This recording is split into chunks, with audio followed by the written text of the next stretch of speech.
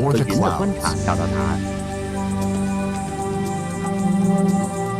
These clouds develop seemingly out of nowhere, distribute heat and moisture, afford refreshing shade, and vanish again.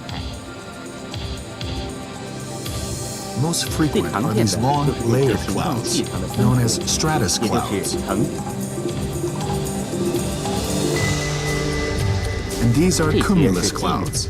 These fair weather clouds are flat on the bottom and piled up like cotton balls on top. These different types of clouds reveal what the weather will be like and whether it will rain shortly. Because clouds are like airy water bags filled with countless wildly swirling drops of water. But how does the water get in the air?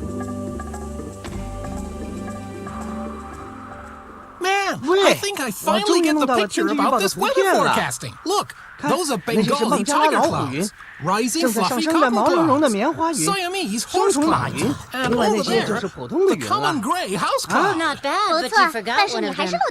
And which one, may I ask? The cloud that's dissolving into thin air.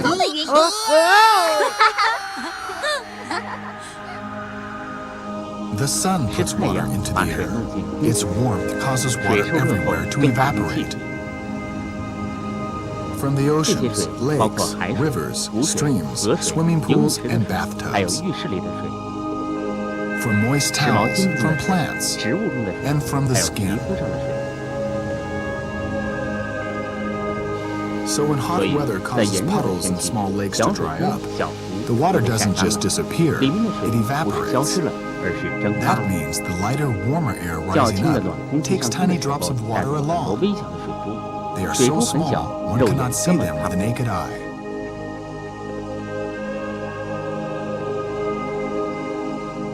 When they have risen into cooler air, the vapor turns liquid again.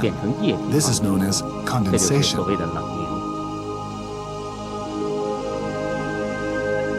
Now the water becomes visible. Clouds have taken shape. On satellite images, meteorologists can easily tell where clouds form, where they are headed, and where they will bring snow, hail, or rain.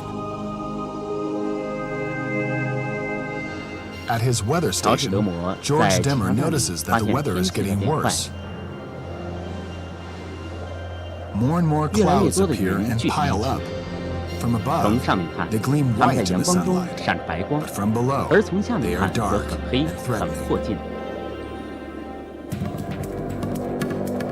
The clouds carry the water to icy heights where it cools off.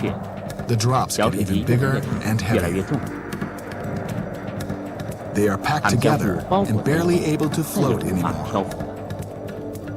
Soon the clouds won't contain the heavy drops anymore. They will burst. The water that has risen with the clouds returns to Earth as precipitation. Precipitation refers to everything that is released by clouds: rain, sleet, hail, or snow. Most often, rain falls from clouds. Only in very cold air, just above freezing temperature, will raindrops descend as snow.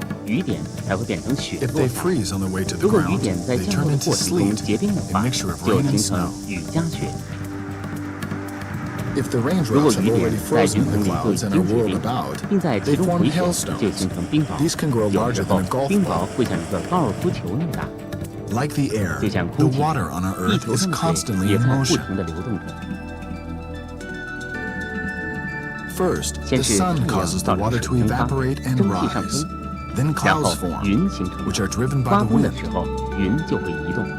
Finally, the clouds unload, and the water returns to the ground. A constant cycle which never ends. Unbelievable! These gigantic quantities of water that evaporate here. Somewhere they're gonna come down as torrential rains and flood everything. Theo, I think you should leave the weather forecasting up to me.